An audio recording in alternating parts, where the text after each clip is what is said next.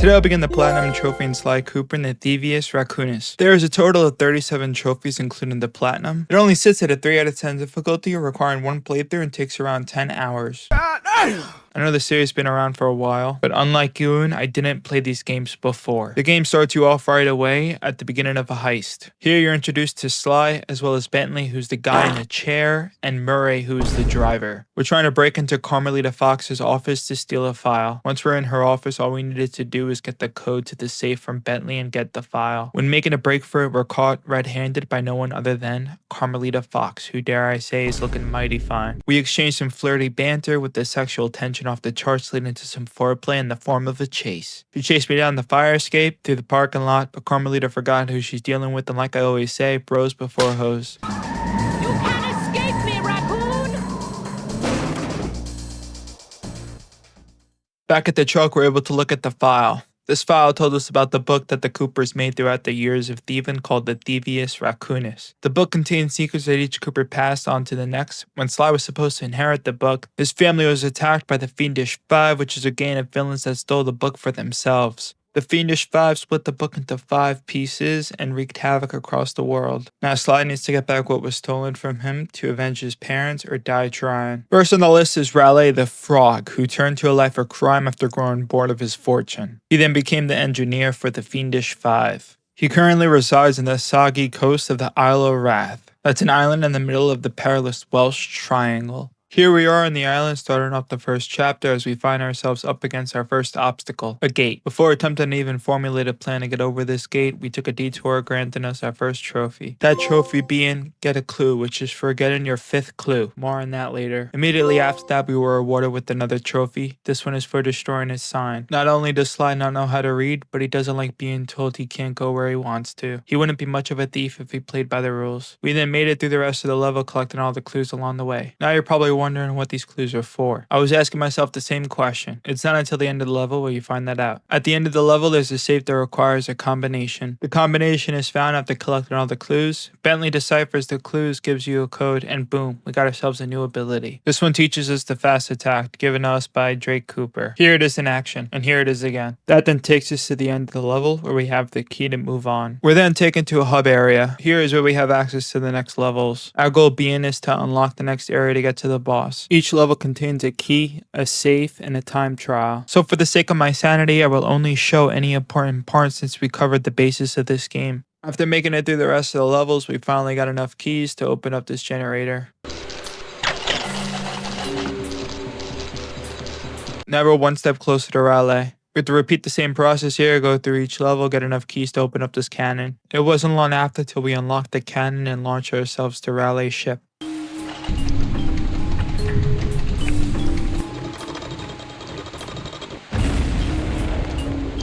Where we finally come face to face with Raleigh. It's time for the first boss fight of the game. It's pretty straightforward. This guy definitely ain't no Melania. This fight can be broken down into a few phases. First, he'll do a few jumps till he runs out of water. Here you're able to get in a hit before he refills. Next is a similar process, but now you're limited to only one platform. The next wave you get the platforms back, but whichever one he lands on blows up. And the final wave is limited to only one platform, and he doesn't stop attacking until he runs out of water. Once he runs out, we take the final hit, and he's defeated. You've beaten me! Well, gloat all you want, Sly Cooper. You're no match for Mugshot, my villainous cohort in Utah. You'll see. Mesa City is so well guarded, a snake couldn't slither in without setting off alarms. Oh my god, bro. Oh, hell. Sly got a hold of another page from the book, this time showing him a technique from his ancestor Ryorichi Cooper called the Ninja Spire Jump, which he'll need to go after the next member of the Fiendish Five, Mugshot, the so-called muscle of the Fiendish Five. This pug was once a weakling in his hometown. It wasn't until catching a gangster movie at his local theater did he pursue power and respect. He became tough as nails, eventually earning a spot on the Fiendish Five.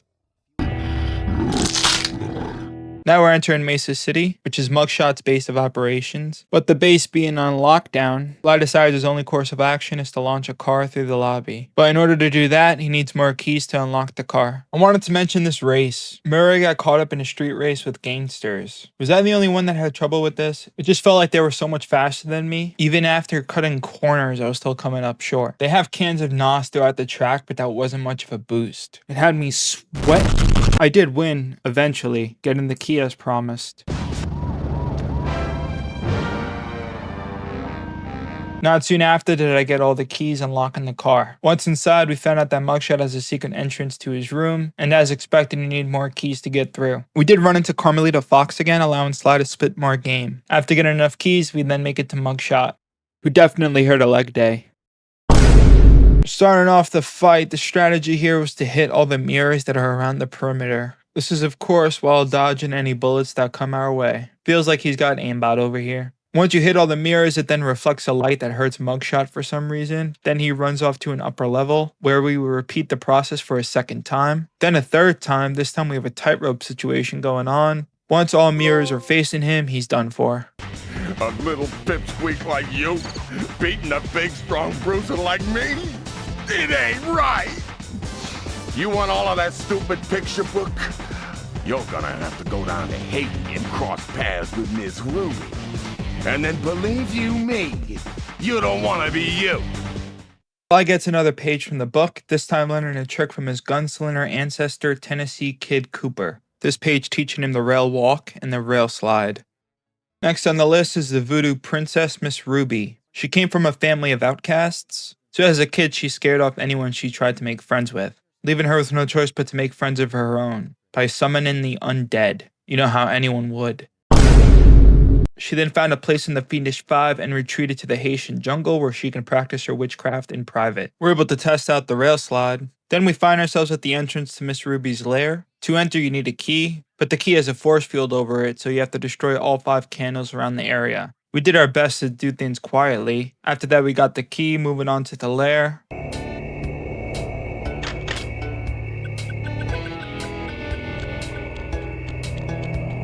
Bentley got a strange reading coming from the top of a skull structure, so it's safe to assume that's where Miss Ruby is. Nothing really happens on the following levels unless you count almost getting eaten by a snake. Then that same snake came to aid us in need as it destroyed a gate that was in our way. Once past the gate, we'll find out that Miss Ruby has some voodoo egg beater contraption going on. So Sly uses that as a way to get launched up into Ruby's hideout. Before doing all that, we had a few more levels to get through. One highlight being was this level where we got to drive this cool hover scooter thing with the gun. Another highlight being that we got to chase down 50 chickens. Oh, who am I kidding? This one was awful. Then we got to drive another vehicle, but this time it had a flamethrower, which gave us enough keys to get launched up to Ruby's hideout. Which only means one thing, that it's time for another boss fight. That Cooper vibe coming.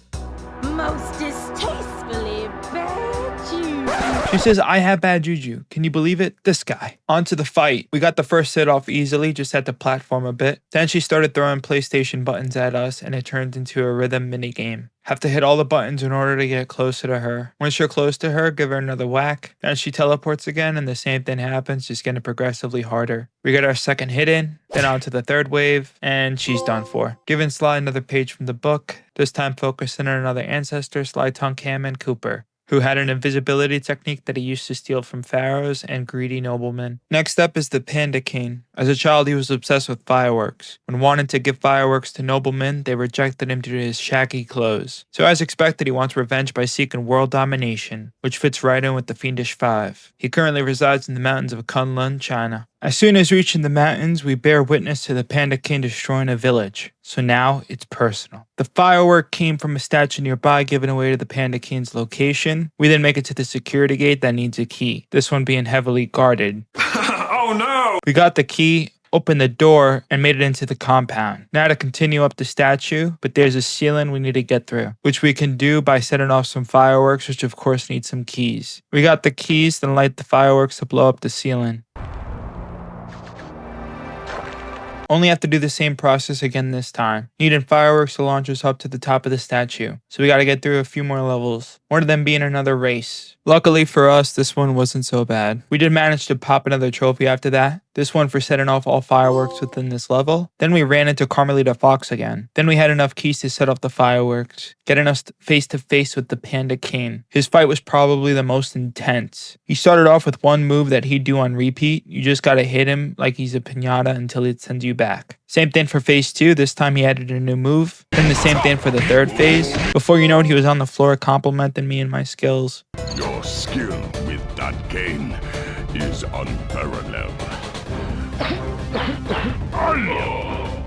Bentley then looks into the metal that Panda King uses, and it was traced back to a volcano in Russia. Concluded that's where the last member of the Fiendish Five should be. Then Sly gets the next page of the book, this one being about Otto Van Cooper, who wasn't much of a physical guy. He relied on vehicles to get his work done. His designs gave Murray a blueprint to modify the van. Sly then recalls the images of his ancestors, but this time noticing a shadowy figure in the background. At this point, he is suspecting it's Clockwork, the final member of the Fiendish Five. So with the modifications to the van, we barged into the territory and was met with some mines and reinforcements. After that, Bentley needed computer parts, but these monsters were after them too, so we needed to race to the bar before they did in this mini-game. Hot on Clockwork's trail, we then find that he kidnapped Carmelita Fox.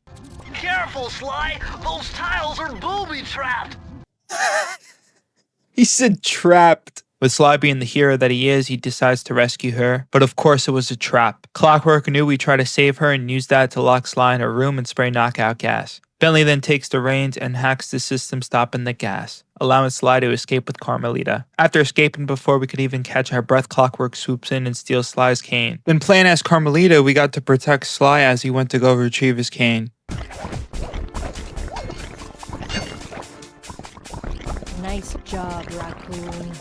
Then we had to race to the top of the death ray as it was sinking into lava, getting Carmelita's jetpack and earning a trophy on the way. Then it was time for our final fight with Clockwork. There would be a certain spot to Clockwork that would be stunned, allowing us to damage it. Doing enough damage, he would fall into the lava for a little dip. Soon enough, he'd be drowning in the lava, which allows us to give him the old 1-2 combo, knocking his head clean off.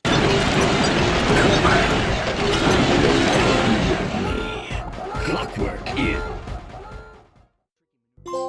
Now that Clockwork is defeated, Sly then takes a minute and stands there heroically, reminiscing on how he took down the Fiendish Five and avenged his family, and finally earned the Thievius Raccoonus. But this moment is cut short as Carmelita Fox arrests Sly. She was generous enough to give him a 10-second head start, which Sly used to give her a little smooch, handcuffing her in the process. And that concludes the story of Sly Cooper and the Thievius Raccoonus, which is step 1 to the platinum. Well, part of step 1. Remember those safes I mentioned at the start? There's a safe for each level, meaning that there's clues for each level. I went ahead and collected them all during the playthrough. I channeled my inner thief and did it without you noticing. Sly would be proud. Luckily for you, the code to the last safe was in a different language, so it needed to be translated, which we can only do after defeating Clockwork. So I had to replay a level to unlock the safe. Now that all safes are open and the Thievius Raccoonus is restored, we can go on to step 2 of the platinum. The next step of the platinum is the miscellaneous trophies scattered around each level. I collected some of the miscellaneous trophies first, and then I went back and forth between these and the speedrun trophy. First up is Charm in the Library. You get this by beating a level called the Cunning Disguise without a barrel. Throughout the level there are turns that you need to get past. The barrel blocks the darts that are shot by the turns, so you need to find a way around it, which can be accomplished by using a mind power or the magnet. In this case I did both, earning the trophy. After that is What a Pain, which takes place during the mission Back Alley Heist. All you gotta do is destroy the glass panes. Yeah, pretty straightforward. Then we're able to get 2 trophies back to back, them being Share What's Mine, which is to defeat 2 enemies with the same mine, and Sleight of Hand, which is to defeat all guards in the Boneyard Casino without being detected. Then there's a trophy called Nimble Solutions, which is to complete the level Fire Down Below without grabbing any hooks, which is easily done by just jumping at the top of the belt and make your way to the exit.